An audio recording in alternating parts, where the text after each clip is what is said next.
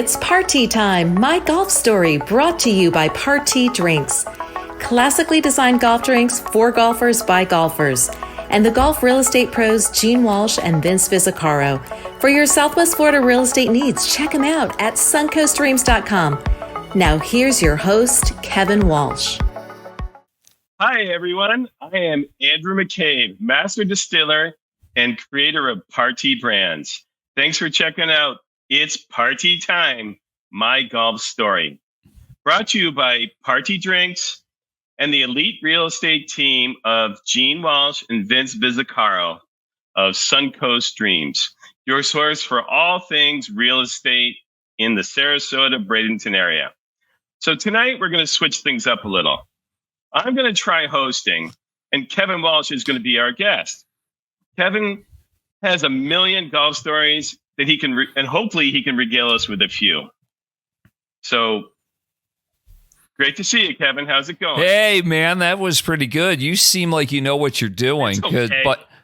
But I know you have some broadcasting your background. So where does your broadcast? This is about where does your golf story begin? What's your broadcasting story? Because I know there is one. All right. Well, it's sad to say it's like 35 years ago. I was living in China in Beijing in 1988 and 89. And that's when Mikhail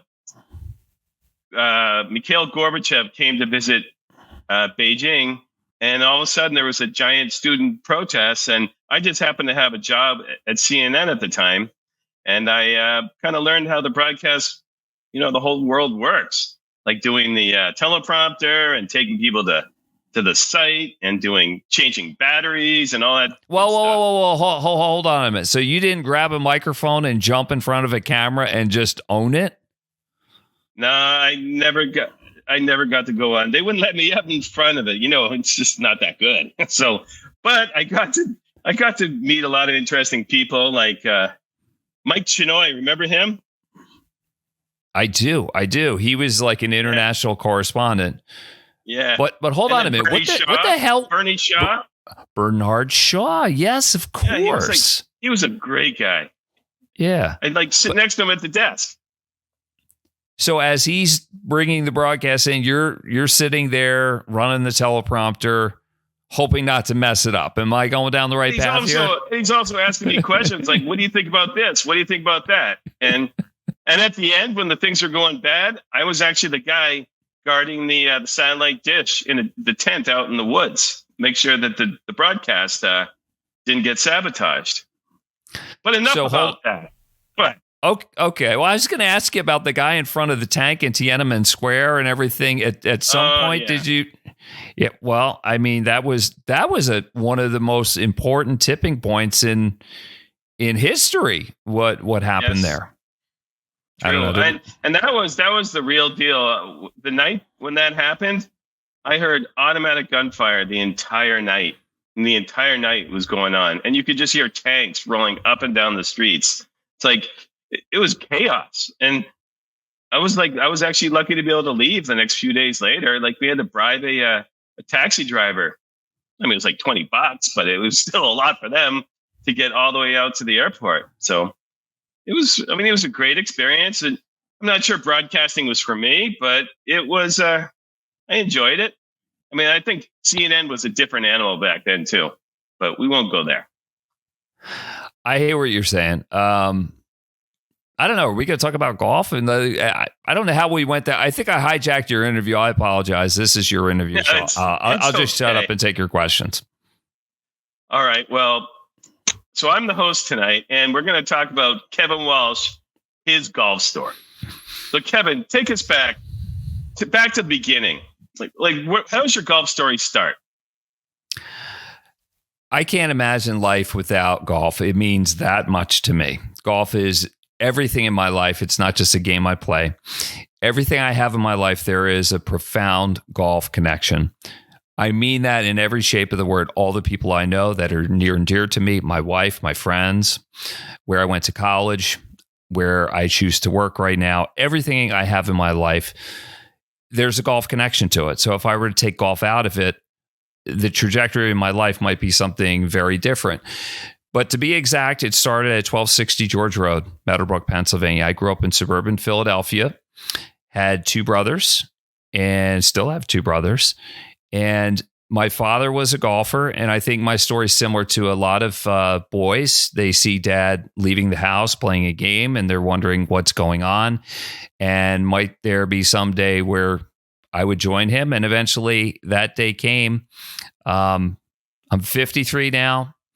So I think my first introduction into golf was about 50 years ago. And it's been with me ever since, and it'll be with me until the day I die. So did you know you were good right away? Like, did you play other sports? And, you know, tell us how it all began that way. Sure. Yeah. I was good at golf. I was a good athlete. I don't know why. I don't know that my parents were. My mother played no sports. My dad played sandlot baseball growing up. The golf that he played was largely the golf that he earned through having golfing privileges by being a caddy at Montclair Country Club in North Jersey, where he grew up. My parents were New Yorkers. I was born and raised in Philadelphia. And I just had good hand-eye coordination, and I was a good baseball player. And eventually my dad just said, well, let's see if we can get him some professional instruction, see if he takes to it. And I don't think there was any attempt to try and build a competitive golfer at the time. It was just, let's see if the kid likes it, because I think my parents very astutely saw golf for us as a chance for social upward mobility. It certainly was for them. My mom came really from nothing. She was a poor girl from the Bronx, but was educated, eventually put herself through college and nursing school. And my dad went to Georgetown on a ROTC scholarship. And they maybe didn't have the things as kids that they were able to provide for us. But I think they were smart enough to recognize that if you're around people of clout, if you're in a good culture, a game of honor, then maybe good things would happen. And eventually that's how my life unfolded, with a lot of people who I knew in golf helping me along the way. So where did you learn? Who taught you? My first golfing experience was I've had three pros in my life. The first pro was Chap Rafferty. He was a golf pro at a driving range called Somerton Springs, which was on the northeast side of Philadelphia. And there was a 18-hole executive course attached to it. So one of those courses where you have a couple par fours, it's mostly par threes. And he taught me the proper grip. And then eventually I went to a golf camp. It was a day camp for 2 weeks, and I loved it. And I would not get off. I just loved hitting balls and just swinging for the fences. When I was 5 years old, I could hit about 100 yards. And I just kept hitting balls and balls until my hands were almost bleeding. I couldn't get enough of it. And I kind of like the showmanship part of it. The crowd would, not like a Tiger crowd. Let's not get confused about that. But people watched me and they're like, hey, this kid's pretty good. And then eventually Chap died. He was an older man. It was probably a sunset job for him. And then I took lessons from a man named Wally Paul at the old Oak Terrace Golf Club, which was later renamed Talamore. And my last teacher was Jack Connolly, who went on to become the president of the PGA of America. And maybe people have seen him before, because when Tiger was in his prime and winning all those PGA championships, Jack Connolly was the guy that was handing the Wanamaker trophy over. Nice. That's awesome. So do you remember the first time you broke 80? Yeah. When I was 12, I was knocking on the door a couple of times, and that was like a mythical number. And I broke it for the first time when I was 13. And I had to make par on the 18th hole. It was at Huntington Valley Country Club, which eventually became my home club. My family, we were fortunate enough to join there. And I just remember being over the moon. I just felt like a huge barrier had been crossed, and I couldn't wait to get home to tell my dad about it. And man, that was special. And then that kind of set up, well, what's next? 70, and when might that come? So when did that come? Came the next year. When I was Wow. When I was 14, I'll never forget the 18th hole at Huntington Valley is, and I was playing the white tees then. It's about 390 yards uphill all the way. So it plays about 420. And back then that was a long hole for me. It was usually like a driver and a 3-wood. So there was no guarantee that I was going to hit the green. And I'd say more than half the time I didn't make par, even though I was becoming a good player. And I was 1 under, par was 70. And all I wanted to do was make par. And I was so nervous on the tee shot, and I somehow got it in the fairway. And I hit a real nice shot into the green. It was a 3-wood, and I had a 20-foot downhill putt, and it was super fast. And all I was thinking about is just lag that baby up there and get 69. And as soon as I hit it, I'm like, I think the speed's pretty good. I think we got it. And as it got closer and closer to the hole, I'm like, that might go in, and it did. And I was stunned. I couldn't believe it. And once I couldn't wait to get home and tell my dad. And that was such an important part of my growing as a good golfer, because I just built on that. I'm just like, okay, well, what's next? And from that point on, I had the expectation that I can shoot under par any given day. So did you play junior golf? Like, did you have what was that experience like? Oh, yeah. Well, we had, so I played in like interleague stuff with my club, but we also had a pretty cool program in the Philadelphia area. It was called the Philadelphia Junior PGA. And it was like a mini tour. And we would have 1 or 2 events each week. And I played in a bunch of those, had good success on those, won quite a few times, a dozen or more, and had a good run. And then as I got a little bit older, I tried to start playing in some bigger, more national events, because I was trying to attract some attention of college coaches, and I wanted to see if maybe a scholarship was in the cards. So what was your biggest achievement in junior golf?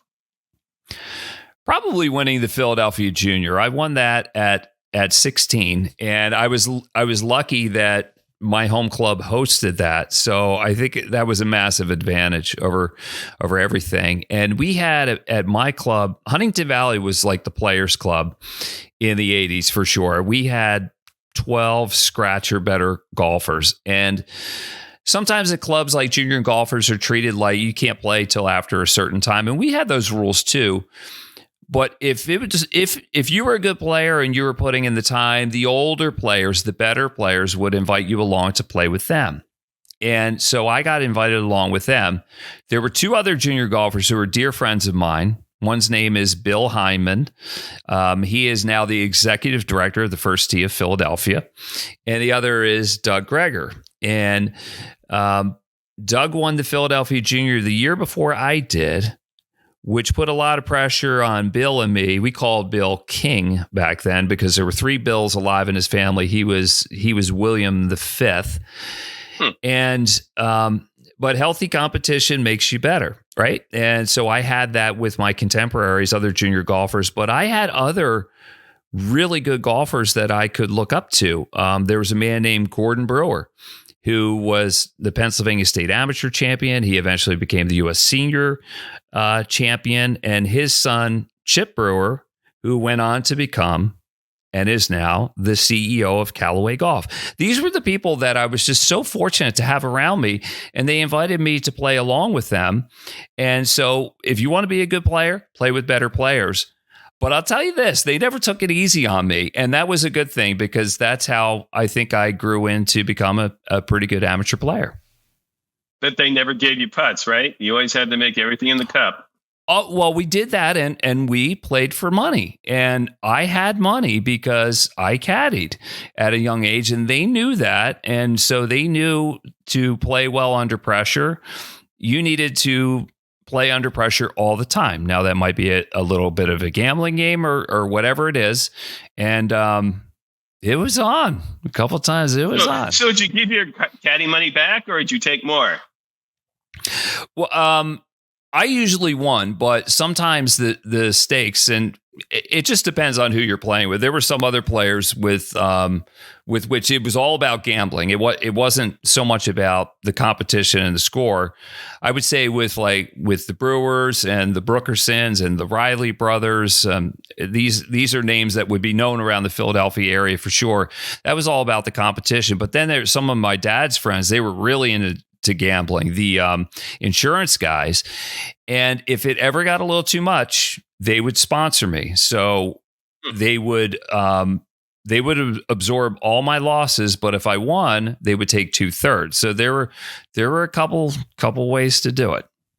Wow, that sounds like some guys with some they get taking the vig, huh? Yeah. Oh, hey, but if I'm money. not, if I don't have the balls to put it on the line, then it's only fair that they're putting it all on the line, so they want a bigger cut. Yeah, I get you. So college, where'd you go to college, and how'd you get there? I went to Purdue University. I had some opportunities to play at Temple, Villanova University, LaSalle, all Philadelphia area schools. It had an opportunity to play at Florida International University, but Purdue. I wanted to play major Division I golf because I wanted to see how good I was, and I wanted to see maybe just a different area of the country to kind of get away from home a little bit. And so I went to Purdue, and the player on the team who was my host at the time, I don't know if it was homecoming weekend, but whatever. I remember the coach, Joe Campbell, who was an absolute Indiana legend. He picked me up at the airport with Jeff Williams, who is now the head pro at Speedway Golf Club, right at the Indianapolis Motor Speedway. And Joe, we just called him Joe, or Coach. He said, Kevin, I was planning on you staying with Jeff at his fraternity house, and they're having a big old party tonight. Now, if you're not comfortable with that, you can stay at my house. But if you'd like to stay with Jeff, you can. And I turned around, I looked in the back of the van, I looked at Jeff, and he's just like, it's okay. It's okay. And I'm like, I think I'll stay with Jeff. And it was a great party. I love the people. I love the campus, the golf. It was the caliber of golf I was looking for. And I went to Purdue, and thank God I did. What was the experience like? It's probably the little cold weather golf a lot, huh? Yeah, it was tough. It was tough in the beginning. I thought I was good, and the reality is I wasn't good enough. I wasn't ready for that level of play, because everybody who's playing any major Division I sport, they were the man wherever they came from. And then when you meet somebody else that thinks they're the man, like everybody was like, well, I'm my state amateur champion. Well, I'm the U.S. junior champion. Well, I'm the world amateur champion. And everyone's like, I don't care. I didn't care about them. They certainly didn't care about me.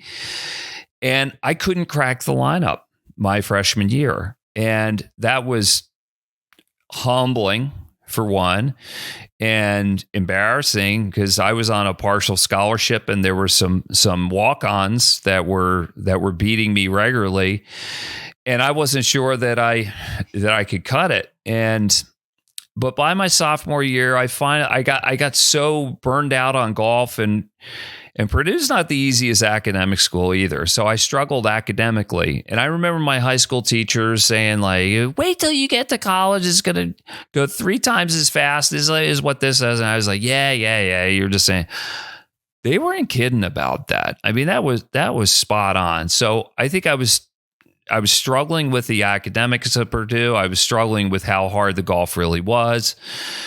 And finally, by my sophomore year, I thought about transferring briefly, and then I just thought, I didn't want to be a quitter, and I just tried to put the fun back in golf, and I did, and I got solidly back in the lineup my sophomore year. We also had some seniors graduate, so that opened up some opportunity, and then I stuck, and from sophomore year on to my senior year, I was pretty solid, anywhere from 1 to 3. Usually 2 or 3 was the number that I played, but it was hard. I just could not believe how good everybody was a champion from somewhere. Everybody was scratcher better, and it's only gotten more difficult over the years. It is like major Division I college golf is professional golf masquerading as amateur golf, and it was back then, and it's all that and more today. Wow. So what did you actually do to have fun in golf? I just got back to, what's the point? This is a game. And I heard an incredible interview that was so profound, and it spoke to me at a time that I needed to hear it. I was just watching an interview, and there was an interview with Tom Pernice Jr. Now, if you don't know the story of Tom Pernice Jr., he was on the great UCLA teams that also produced Corey Pavin and Steve Pate. But Tom Pernice Jr. was the player. He was the one that was supposed to make it. Now, Corey Pavin turned out to be the best player of the bunch. Steve Pate, he was also a Ryder Cupper, won a couple of times. You remember Corey? You remember Corey used to play the Cleveland Irons? Remember those? He used to play those, and he had that mustache that was usually only on men of, certain movie acting abilities and everything. But he, what a player he turned out to be. But Tom Pernice Jr. told the story about how he couldn't believe how wrapped up his self-esteem was in his golf game, and how if he was playing poorly, he would come home and he would feel lesser about himself. And he had some struggles at home. He talked about he had a child, I think it was his daughter, who was blind. And he couldn't believe like how frustrated he could be with himself, and like why his livelihood or a game that he played just had such an impact on him. And he was telling my story. I'm like, you know what? I'm somebody's brother. Somebody's friend.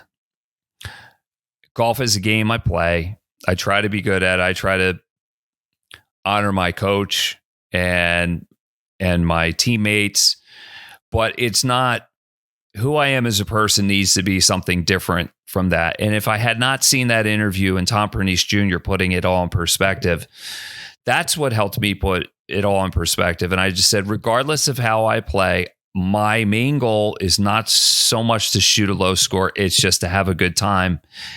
And then it just kind of fell into place. And if I didn't see that interview, I don't know. I really don't. Because you do have a lot of stress. I mean, you have like 5 scorers, 5 players, and one guy doesn't play well, the team loses, right? There's a lot of pressure. There's pressure. You count 5 guys, you count 4 scores, and you never wanted to be that guy. And like whenever the coach would wander around and he'd say, how you doing? And you'd let him know. And you never wanted to be the guy who said, I'm out. Hey, it's on everybody. You wanted to put it, because if everybody else was playing well, then I think that freed you up to play freely instead of grinding. It was, I tell you what, there is a lot of pressure if you're playing college golf, because somebody else wants your spot. There may be money involved. And think of the investment that a lot of parents make sending their children to elite golf academies, the IMGs of the world, professional instruction, whatever it is. And I think the pressures is infinitely higher now than it was back then. And trust me, it was all that I could handle. Oh yeah, I was a golf dad. I know exactly what you're talking about. Mm-hmm. And we put undue pressure on our kids, and they probably put more pressure on themselves. But that's what makes you great. So, but anyway, you have some Jim Furyk run-ins. You got to tell me more about those. Like, what's the beef here? No. There's no beef. The stories are pretty good. So Jim was a late bloomer. So I told you earlier about the Philadelphia PGA Tour. And when I got to be like 16 or 17, I played in fewer of the events because I was trying to play in more national events to get exposure. Kevin, there was a weird stop. So I'm going to go back to the Jim Furyk thing. Because right in the middle, there was some spinning wheels. Okay, I got it. Yep. All right, hit it. All right. So, Kevin, what's the deal with Jim Furyk? Yeah, you had a few run-ins with him. What's the beef? It's not a beef, but they're a good story. So, all right, yeah. So I'll tell you, the first time I met Jim Furyk, I was 17 years old, and I told you earlier that I was playing the Philadelphia PGA Junior Tour, and this summer of my senior year in high school, I played in fewer events because I was trying to play more national events to get national exposure, and we had a season-ending championship, and to qualify for the championship, you had to have one top 5 finish, and I knew even if I played once, I was going to finish in the top 5, and so I went to the second to last tournament of the year, and I went to the driving range to warm up before the round. And my mother had saved all these newspaper clippings of the results from them. And I keep seeing this name, is it Jim Furyk? Jim Furyk. I don't even know how to say the guy's name. I don't know who he is. He's from Lidditz, PA, which is Amish country. I'm like, who is this guy? So I go to the range, and I see one of my buddies that played in all those events. He wasn't particularly competitive, but he was at them all. And I'm like, hey, Tommy, who's this guy, Jim Furyk, the Furyk? And I'm like, who? And he like points to the other end of the range. And I see that loopy swing. And I look at him, and I look at Tommy, and I'm like, it can't be that guy, not with that swing. And he's like, oh, trust me, he's good. And I look back, and I saw Jim take another swing and hit a ball. I said, he can't be that good. No way. And he's like, oh, trust me, he's good. So in a little bit of gamesmanship, I went over and parked myself next to Jim, right? And I said, Jim, how are you? My name's Kevin Walsh. Congratulations on your great summer. How many tournaments have you won? Like 7 or 8? I'm like, sounds phenomenal. He gets up in my face like you've never seen. Like, I have never had there's somebody, we can get in that story later. He got right up in my face. He's like, I've won all of them, every one of them. And I was so put back by his cockiness. I'm like, oh, excuse me. And then he kind of like, backs away and goes and hits balls, and he's like in a huff about it. And then I'm just like, God, that was weird. And so I parked my balls next to him. I started hitting balls. And then I see Jim like kind of like walk off to the side and sees my boy Tommy. And he waves him over. He's like, hey, who was that guy that like came over? He goes, that was the guy that was winning them all before you came along. And Jim goes, is he any good? And he's like, he's good. He's the one you have to beat. Well, guess what? Jim beat me that day. All right. And I was so pissed off. And I'm like, okay, that's not going to happen again. And wouldn't you know it, in the championship, I just clipped them. And so at the very least, I'm 1-1 against Jim Furyk. Nice. So where did he go to college? He ended up going to University of Arizona. And my sophomore year, we had a transfer from Arizona. His name was Jason Bostwick, and he came to Purdue, and he's like, yeah, I play golf with Furyk at Arizona. I play golf with Furyk. And I'm like, big deal. I beat him. And he's like, no, you didn't. He's an All-American. And I'm like, I don't care if he's an All-American. I beat him, which I did. And I never thought Jim would turn out to be a good player with that crazy swing, but he was right. He ended up becoming the number 2 ranked player in the world eventually. Ryder Cup captain, Ryder Cup player, stalwart. He was the real deal. Wow. So there's hope for all of us, or at least some of us. Mm-hmm. So after college, where does your life take you? Well, about halfway through college, I thought I had the game to play the tour if I wanted to, but I could quickly see that like those that were playing great at the college level, they just had a different love for the game that I had. And I loved the game, and I loved competing, but they were let's use Jim Furyk as an example. Like Jim, you could see needed competition in his life. And it takes that kind of drive to have the kind of success that he's had or anybody else would have. And I'm like, I just can't see myself doing this. So I'm like, well, where does that leave me? What can I do? What skills do I have? And I quickly concluded, I have no skills. And I'm like, other than golf, I'm like good at like with people. I'm pretty good at talking and public speaking. And that's when I started considering broadcasting. And fortunately, through golf, I told you in the beginning, without golf in my life, I have nothing. Some dear friends of mine that I grew up with in the Philadelphia area, the Riley brothers, three PGA of America golf pros. Their dad was a golf pro. The older brothers, Will and Hugh, I used to travel with them to junior golf tournaments because they were my ride. And they were like my big brothers. I mean, they showed me how to play competitive golf. But the kicker, like how that led to my career in broadcasting, was they were giving, Willie, the oldest brother, was giving golf lessons to Larry Kane. Larry Kane was one of the top news anchors at the CBS affiliate, first at the ABC affiliate, Action News in Philadelphia. He was the original Action News anchor. And then he worked at Channel 10, which was WCAU TV and eventually KYW TV. But he was like the voice of reason, the voice of God. He was the news anchor that everybody knew. And he took golf lessons from my pal, Willie Riley.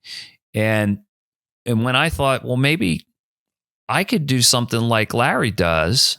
And you know how it works, Andrew. It's not what you know, it's who you know. So I asked the Rileys, would you introduce me to Larry Kane?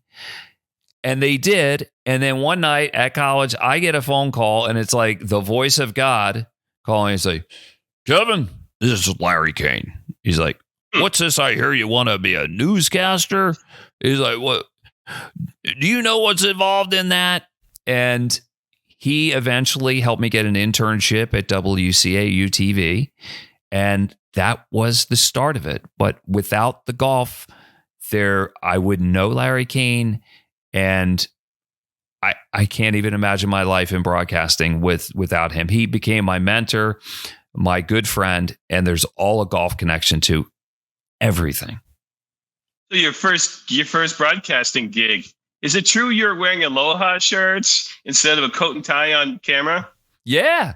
My first TV job. So broadcasting, think of like Major League Baseball. I mean, you could be good at it and you get drafted, but you don't go right to the big leagues. You go to rookie ball and then single A and then high single A, double A, triple A. But the reality is most people they'll never get to the top.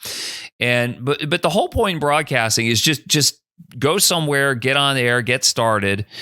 And my first TV job was in Guam.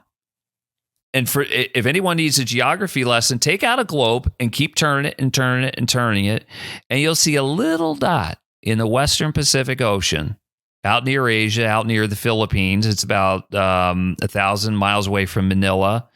Depending on where in Japan you are, it's a 3 or 4 hour flight. But it's basically out in the middle of the ocean. It's a U.S. territory. They're American citizens. And one of my buddies who I was working in radio with, I took a radio job right after I graduated from Purdue. And he got himself a job with Guam Cable TV. That was the name of the company. They wanted to hire him, and they needed another one. But they had trouble getting people to come out there because it was so far away. And most people, they weren't going to get on a plane and fly for 30 hours to the other side of the world. But my buddy Jeff did. And he still lives in Guam, by the way. Wow. And I did too. And so it was the road less traveled by. And you know, you're a mass hole. I was a mass hole for 10 years. Our favorite poet, Robert Frost, The Road Not Taken, 2 past diversions in a road in the wood. I took the road less traveled by, and it made all the difference. And even though there's not a road that goes out to Guam, you kind of get the metaphor. You must have loved the pig roast there. The pig roast was even better in Hawaii. That was the next stop, right? So, okay. But barbecue. So that's my next question: is what happened next? Well, so like in broadcasting, you're trying to climb the ladder. Like baseball, you want to get to the next level as quickly as you can. And so let's just say Guam was rookie ball, and I wanted to get back to the mainland U.S. and get to a big market as quickly as I could, but just like Major League Baseball, you don't decide when you're coming back. It's like you got to really pay your dues, and you got to be good, and then you got to get lucky, and you just kind of make a succession along the way. And I was sending videotapes, which were like a broadcaster's resume, right? Because they want to see who you are and what you can do. I was sending them to news directors at their 4 TV stations in Hawaii. And eventually one took a bite and said, yeah, why don't you come join us? And I'm like, well, how about an interview? They're like, nah, we saw your tape. You're good enough. You're ready to go. So that's how I ended up in Hawaii.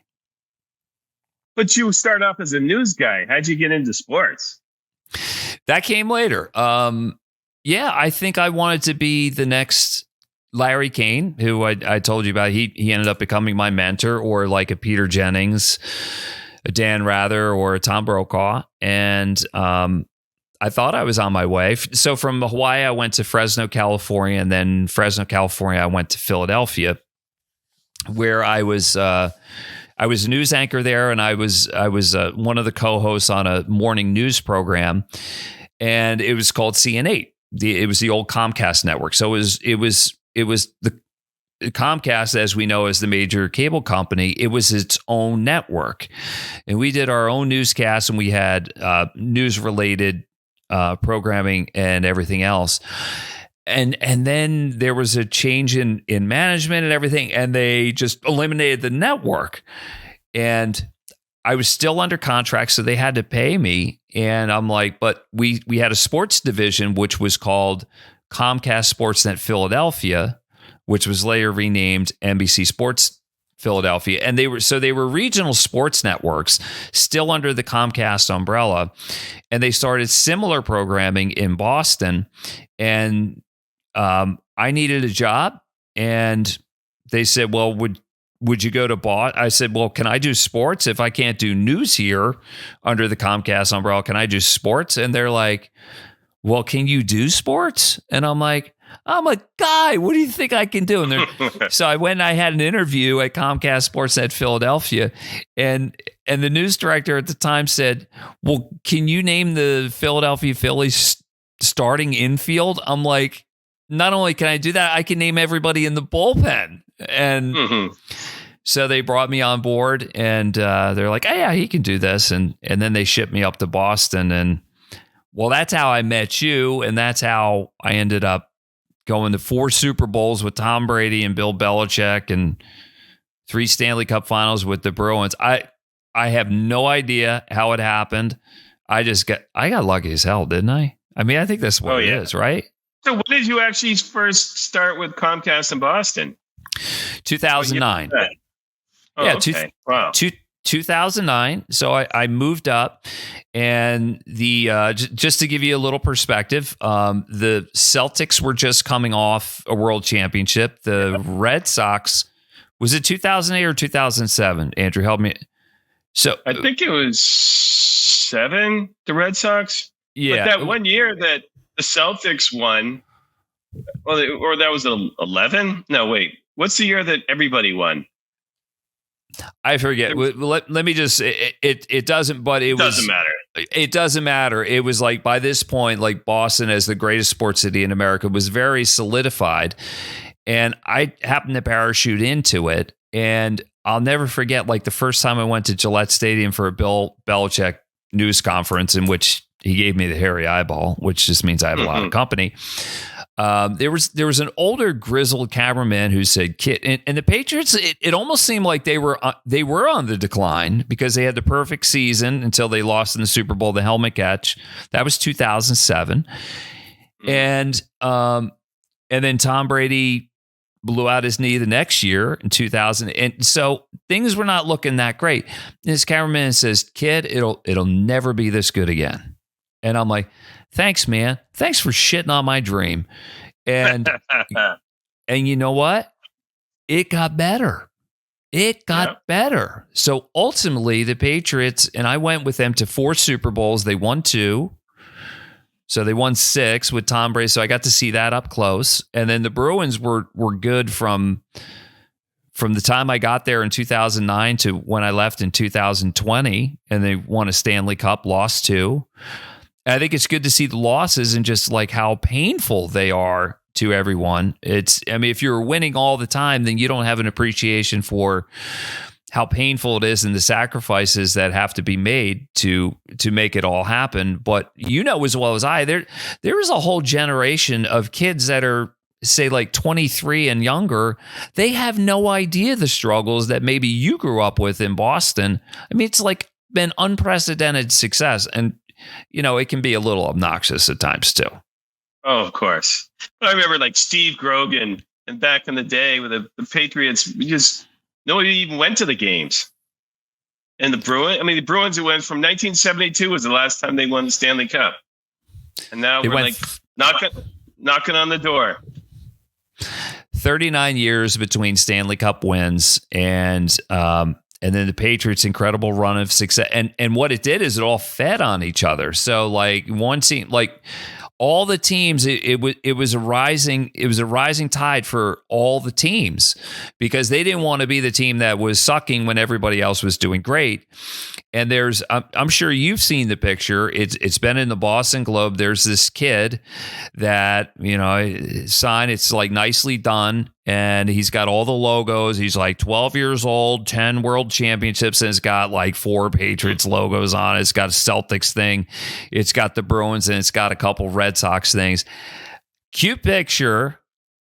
That kid's got to be in his late teens, if not 20. But if that kid walked down Broad Street in Philadelphia holding a sign like that, he would be clotheslined. All right.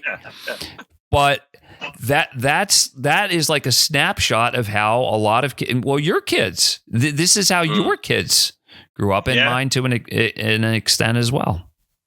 That's what I like about being the West Coast of Florida, because everybody's from somewhere else and everybody has their team, and nobody cares about your Patriots. Nobody cares about your Bruins. Nobody cares about your Red Sox.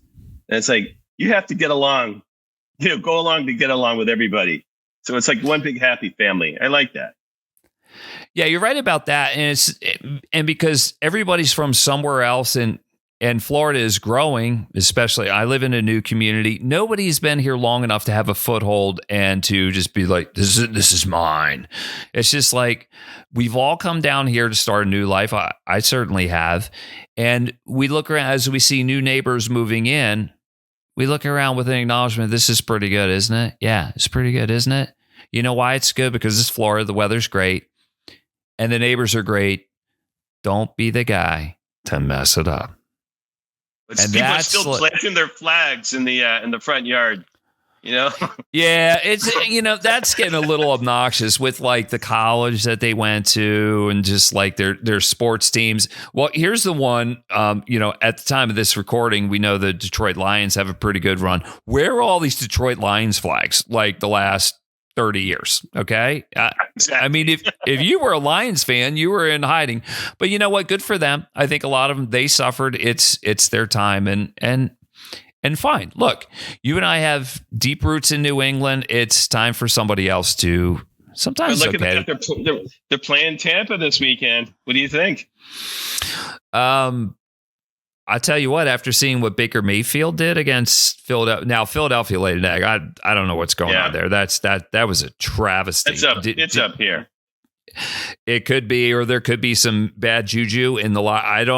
I've seen it before when you have a really good team. Now remember that team started 10-1 and then they lost 6 of their last 7 games or 5 of their last 6. When something like that happens, you see it in hockey more than other sports. You know that there's either the coach has lost the room or something has happened. The players have started taking sides because something happened and they want to keep a lid on it. And I don't know, maybe we'll get the truth someday. But you know who kept a good lid on?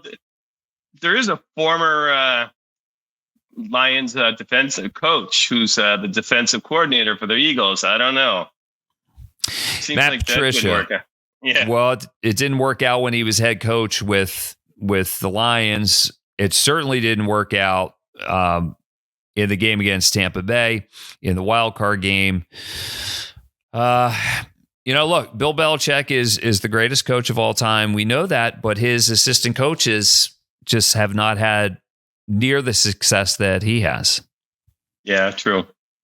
So, Kevin, tell me, what's your caddy story? Like, when did it all start? Because I feel like caddying embodies you, or you embody caddying. Other than broadcasting and working for you, being an ambassador for Part T, really the only other job I've ever had in life is caddying. I started when I was 12 years old. I caddied because my father caddied. That was his ticket into golf, and he spoke highly of it. The money's good, and it's a chance to play. For him, it was the only way he was going to be able to play golf because most places allow you to play golf on Monday, and he had that at Montclair Country Club, and or is it golf club? It's Montclair, and we had that at Huntington Valley Country Club so I caddied there before my family joined. And in Pennsylvania, you had to be 15 before you could have your working papers and work anywhere, with the exception if you're a caddy. And I started caddying when I was 12. I loved it from the beginning. My older brother, Chris, he hated it. He said, "You're nothing but a mule. You're just a mule. You're just carrying people's golf. You're a mule." And I never saw it like that. I thought it was fun. It was good exercise. The money was good. And then I could play golf there, which I couldn't believe because it was such a beautiful place. And I always liked it, but I never really understood why until, remember I mentioned like certain things happen in my life and it's just like, oh my God, that says so much. Like I told you about hearing an interview with Tom Pernice Jr. talking about how his self-esteem was so wrapped up in his golf game. And then he said, "That's ridiculous. I'm a husband. I'm a father. I'm a brother." And it just put it in perspective. But he spoke to me, and the caddying thing, I was fishing with a fishing guide who I later ended up, I wrote a book, and I've written 3 books, but it was my 3rd book. And it was about fishing with your dad and your brothers and just the bonding that comes together. And as he and I were fishing in a stream and he netted my fish, I asked him, I said, "Paul," his name's Paul Jacobs from Real Action Fly Fishing. I said, "Paul, wouldn't you rather be fishing than guiding?" And he said, "I am fishing." He said, "I caught that fish with you. I netted that fish. I put you on that fish." And I'm like, you know what? You're right. He's fishing too. He's fishing. And that spoke to me as a caddy. I'm playing golf. I'm just not hitting the shots. You know what I'm saying there, Andrew? It's like, Absolutely. if I'm caddying for you and I give you a read on a putt and we talk about it and then you roll it in and I see your joy, then, well, that's my joy because I made it too, or I helped you to get that feeling. And that's what caddying does for me. Well, you taught me how to read Bermuda greens last week, and now I'm like, I feel like I can't miss. It's amazing. It's all, well, everybody talks about that. It's like you come to Florida, you play on Bermuda greens, you have to factor in the grain. Well, who tells you what that exactly means? How do you recognize it? How does the ball react when it gets to the hole? Until somebody shows it to you, you won't know what they're talking about. And the importance of grain when it comes to putting, reading the grain is 15 to 20% of the putt, whether you make it or not. What matters most is what happens at the end as the ball slows down and loses energy. So if grain factors into making or missing a putt by 15 to 20%, you're a businessman. What's 15 to 20% of your bottom line? Everything, right? So if you don't factor that in, it's like adding an ingredient to something. Like you are changed. If you don't add something, you're missing out. If you add too much, then it's changing everything. It's profound. You have to know it, or you won't make putts in Florida. So it's anywhere funny. else. I told my wife how to do this, and she's like, "Oh wow, that's interesting." And she went out and played with the ladies yesterday and took money off all of them. She said I couldn't miss putts. So maybe there's something to it. The aha moment. That's exactly what it is. It's the light going off. And a lot of people just assume that you might know what they're talking about. So when I take a group out to caddy with them, I ask, I'm like, do you understand what grain is and how it impacts putting? And they kind of have this look on there. And I'm like, listen, if you don't know, it's okay. If you know, I'm going to remind you of what you know. And then they feel smart, right? It's like, oh, I knew that. Or if you're giving them an easy out to where they're like, I could use a little help here. And then what I do is I did what I did with you. I walk them up to the hole. I say, look at the hole. You see where it's a little bit burned out and worn, where there's shavings on the side. As the ball slows down, it's going to tend to pull in that direction. It's going to want to. It acts like a magnet. I mean, we could just simplify everything and just say, well, first you have to recognize where it is. And then you have to understand how it functions. Okay. See it, then you realize there's a magnet on that side of the hole. Now, if it's on the side where the putt is breaking naturally because of the slope, it magnifies the break, usually a ball or half a ball. But if it's opposite where the slope is, it's still acting like a magnet. It's going to lessen the break. You follow? You get it. That's the hardest. That's actually the hardest read, is the one against the break. That's what I think. Just the harder. In time, I think I'll get it. So tell me about the caddy. Yep. All right, the caddy code. I'm really interested in how that works. It's almost like they're like the Knights Templar. All right, it's like you can't crack into being a caddy. I mean, sure, as a kid, but if you're going to be a professional caddy, not anybody can do it, and you're sworn to like secrecy, or they're going to come in find you in the middle of the night and kill you. Tell me what it's really like.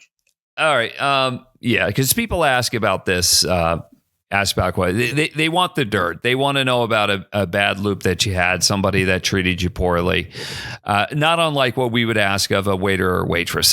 Tell me about a bad customer. And the reality is, so I'm going to dodge, but it's not a dodge where I'm acting like it does. The reality is this: most people that come to play golf, there's no place they'd rather be. So naturally, they're in a really good mood. Yes. And it would take an awful lot for them to be angry or whatever. Now, if you're a good caddy, you can enhance their experience. If you realize that really it's all about them and it's not about you, you're passing along some information, but you're trying to enhance their day. And in the course of my life, I've done thousands of loops. I just don't really have any stories that are like, oh, I had this. Well, actually, I have one. Do you want me to tell you the one about when I was 14? There's enough. Sure, why not? Okay. That guy's already dead, right?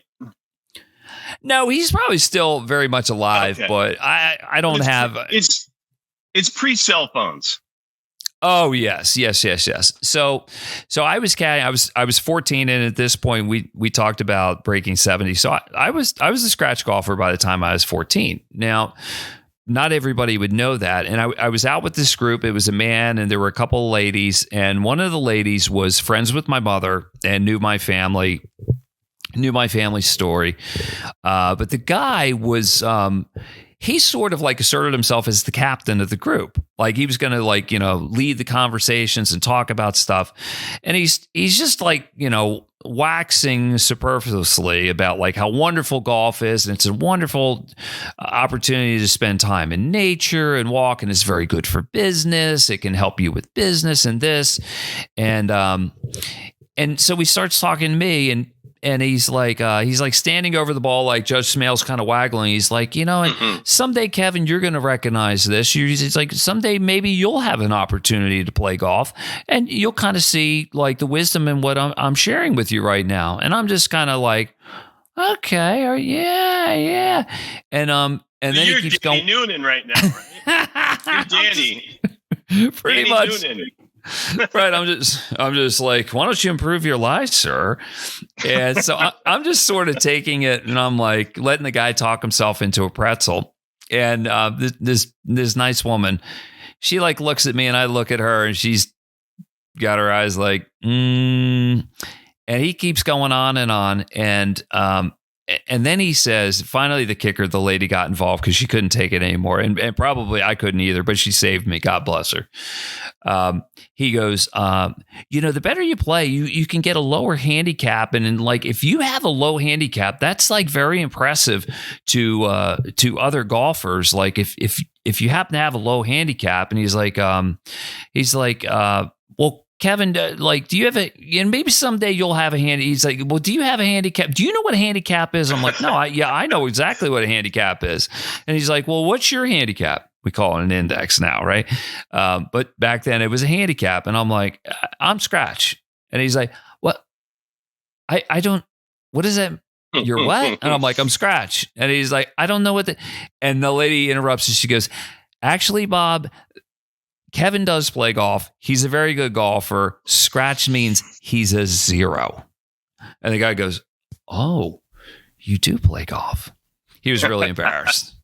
That was 36 years ago. No, more than that. It was almost 40 years ago that happened. So that's did you that's a little nerd.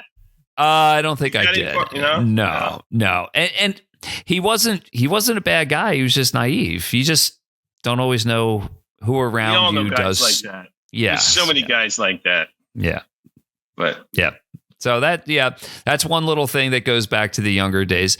But I think as I've gotten older and wiser, you can just tell when somebody knows what they're doing with something, right? So I don't know that anybody would try to mess it. It just doesn't happen because they're happy to be there and I am too.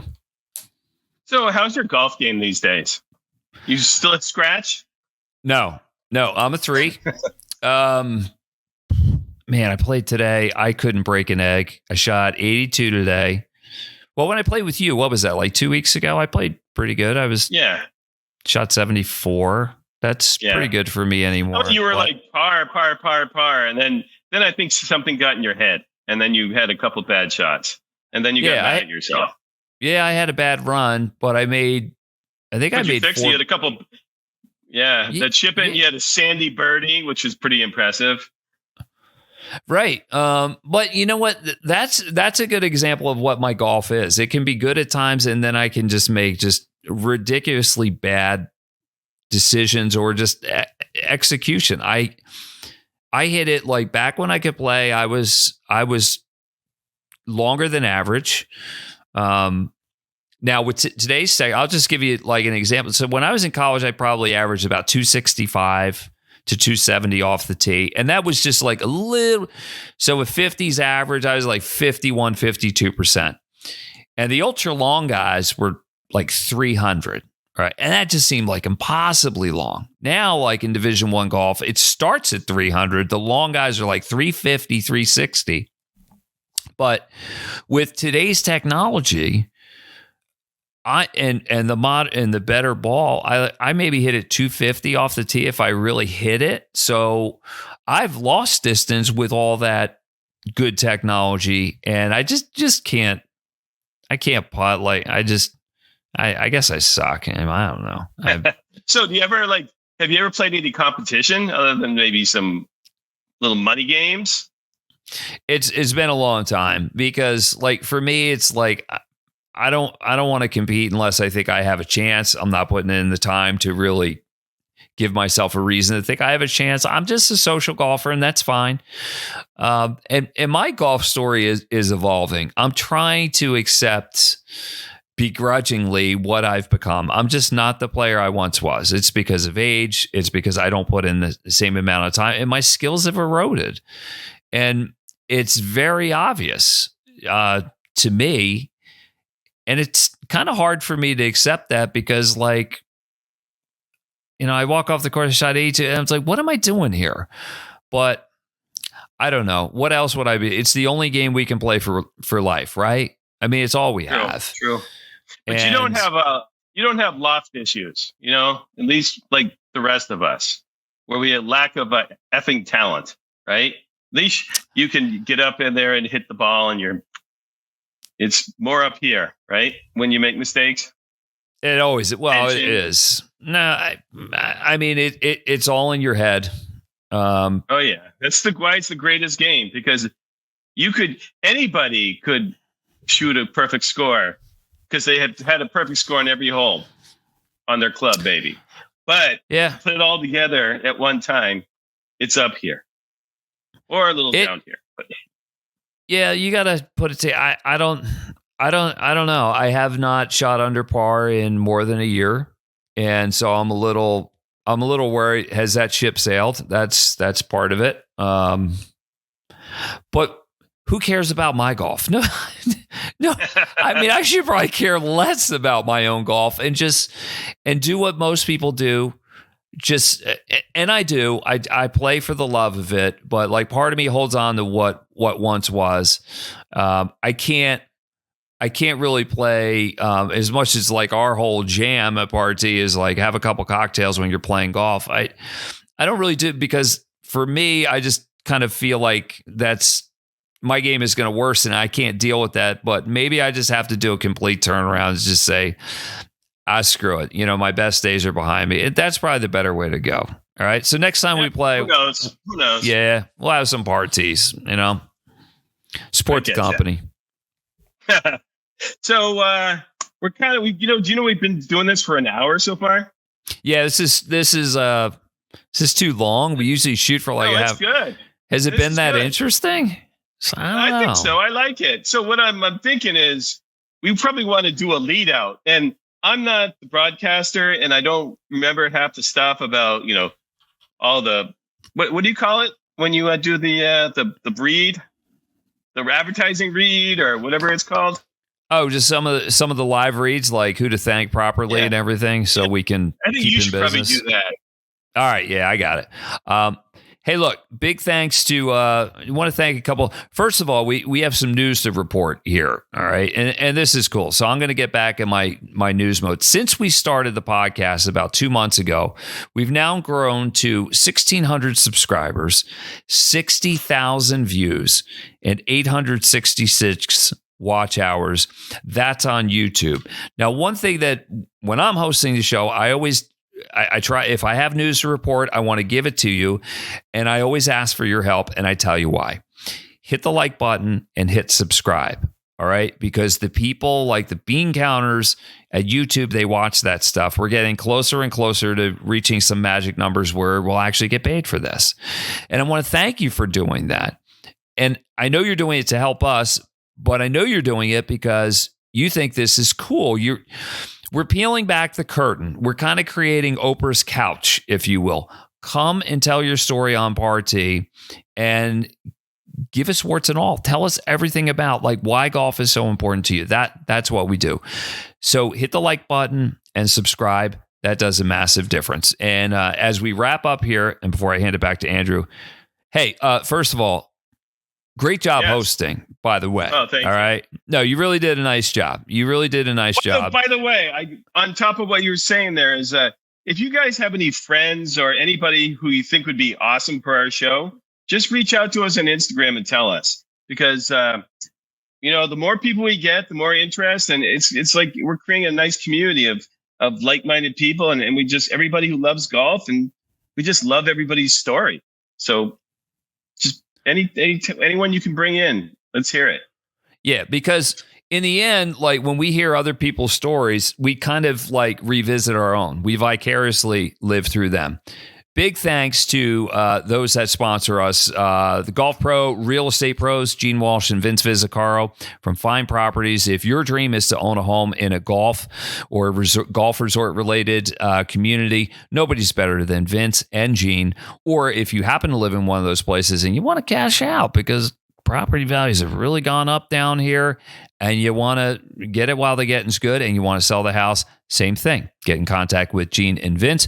You can find them at Fine Properties or log on to suncoastdreams.com. And you can also call them at 941-220-4000. Hey, Andrew, you know what? I messed something up. Yeah, there you go. Party. If you want to know where it's sold, that's that guy right there. He created the drink. For a list of the places where it is sold, check out drinkparty.com. I can run through the list. Are you cracking one? I just heard something crack open right there. No, we sorry, we had a little bit of delay there. We can just keep going. You got the ones going there. Okay, well, Transfusion, that is our number one seller by far. Then we have Morning Dew. For a list of the places where you can purchase it, log on to drinkparty.com. I'm just going to name a couple right now because, we control the content. We can do... I'm blocking the screen here. Damn. Sorry. My bad about that. What a bad host I am. I totally screwed that up. Bent Tree Country Club in Sarasota, Moccasin Wallow in Palmetto, Esplanade Osario in Lakewood Ranch, Misty Creek Country Club in Sarasota, Rosedale Country Club in Bradenton, the Preserve Golf Club in Bradenton, Lucky Mobile, which, by the way, is right across the street from the links at Greenfield Plantation. So go play golf at Greenfield Plantation and then go over to Lucky Mobile for maybe a 4-pack. That you're going to bring home with you. Cove Cay Marina, not just at golf courses, although that's our main jam. Cove Cay Marina in Clearwater has it. Siesta Key, Spearfish Grill, Crescent Beach Market, great places. Visit them. I do all the time. They're fantastic. Legacy Golf Club in Panama City Beach and Shark's Tooth, as well as Eagle Ridge in Naples, Old Memorial, New Pass Grill and Bait Shop, Longboat Key. Best place to have a burger, the best burger in the world, the best fries. Pull your boat up, get out there, have something to eat, drink some party. And also in the area around University of Florida, JJ's Tavern, Gator Liquor, and Extra Liquors. All right, so that's all the shilling that we have there. Andrew, nice job. If you want to host again, I mean, are you up for it, or have you had enough? Absolutely. But right now, I'm actually looking forward to coming down to Florida to do a little fishing, because I heard that the fishing's gotten a little better the last few weeks. It was over end of December, January. It was rough, but hopefully next week we can do some fishing. Maybe Kevin, maybe I'll come up. We can go out and let's take Jordan Miller out. Yeah, let's do Jordan Miller has been our most popular guest. The player on the West Florida Golf Tour, and also a charter boat captain. We'll do that. We'll catch some fish and we'll crush some parties. You good with that? Because my wife wants me to take some fish home. It's sad. I've been eating whiting and little sheep's head and on my grill. That's all I've been eating so far. I mean, I need some pompano. I need some, maybe not some snook, but necessarily some redfish and some other tasties. But I'm working on it. All right. Well, we got to find him, and we'll just bring Jordan along, all right? Because then that way we can maybe get on some of those fish, and you can come back home, and Mom will be all proud of you, all right? That's right. So, all right, I can try this. Okay, I'm going to try to do the outro. Let's see if I can do it. All right. Everybody. I'm so glad you've been here. For Kevin Walsh, I'm Andrew McCabe. For Party Drinks, Suncoast Dreams. Thank you very much. All right, now you want to do it? You nailed it. Leave it at that. Done. All right, over and out.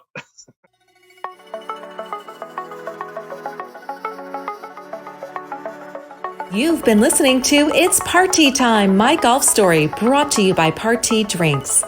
Classically designed golf drinks for golfers by golfers, and the golf real estate pros Gene Walsh and Vince Vizzacaro. For your Southwest Florida real estate needs, check them out at suncoastdreams.com or call 941-220-4000.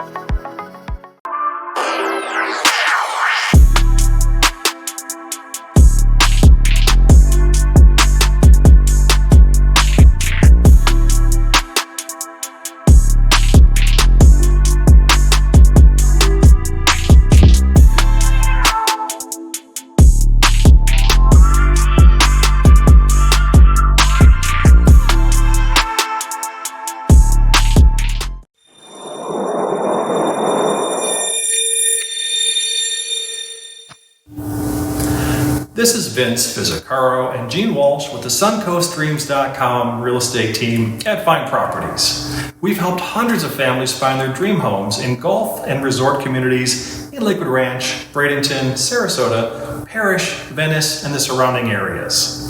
Let us be your guides to finding your dream home here as well. Learn more at suncoastdreams.com or call us at 941-220-4000.